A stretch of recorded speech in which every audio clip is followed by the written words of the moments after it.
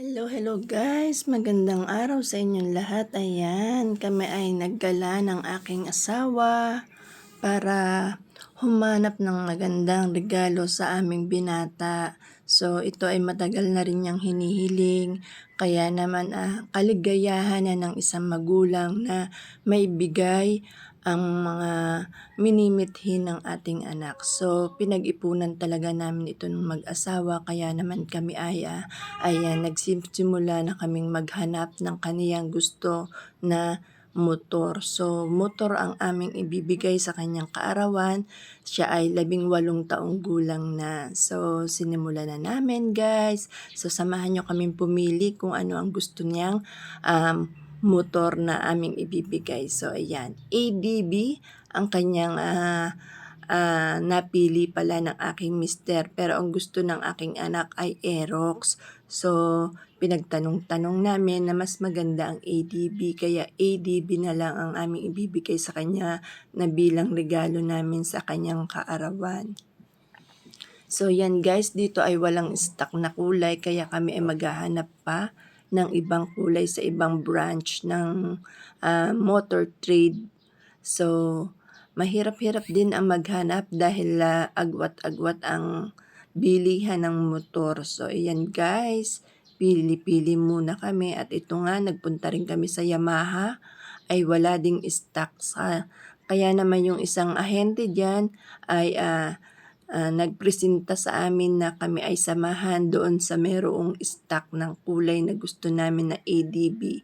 So, yan guys, papunta na kami. Ayan sila nasa saunahan at pupuntahan namin yung lugar na meron. Ayan, nandito na kami guys. So, ayan na at nakahanda na pala ang nagustuhan na kulay ng aking mister.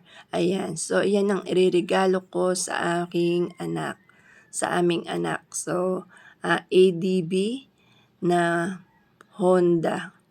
So, habang inaayos-ayos nila, ako naman ay busy rin sa pag-video-video. Ayan guys, medyo may kamahalan pero ika nga kung mahal mo talaga ang iyong anak, ay pag-iipunan mo rin ang mga minimithi nila.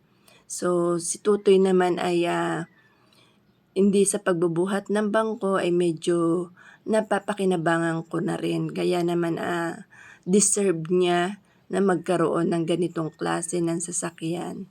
So, ang hinihiling ko lang sa kanya ay maging maingat at maging masunuri na bata, maging mabait at huwag makaras o mayabang sa pagdadrive.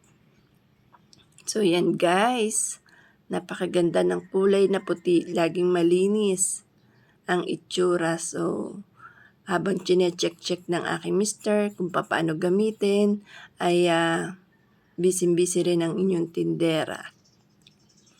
So, ayan, tinitingnan niya kung paano. Medyo mahirap-hirap dahil ito ay parang digital at walang susi kundi remote lamang. So, yan. Siyempre, bago ka bumili ng isang bagay, dapat mo ring i-check-check. So, yan guys.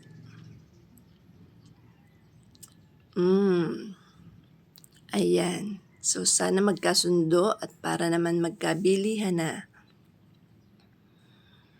So, yan. Sana maging masayang anak ko sa aming munting regalo. Ayan. So, sinimula na ng mister ko na magbayad. Nagkasundo na at medyo maayos na. So, yan, nagkabilihan na kami guys. At ito nga, ayan, yan ang nabili namin at pinahatid na namin dito sa aming bahay. So, ayan, dineliver na ng ahente ang bagong motor ng aking anak. So, sa kanya yan.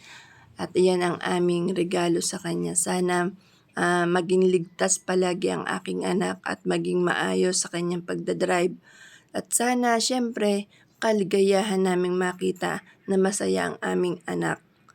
So yan, happy birthday sa iyo, Tutoy. So, ayan, medyo abala pa kasi. Ayan, tuturuan na siya kung paano ang paggamit. Happy birthday muli. We love you at magbabait na bata.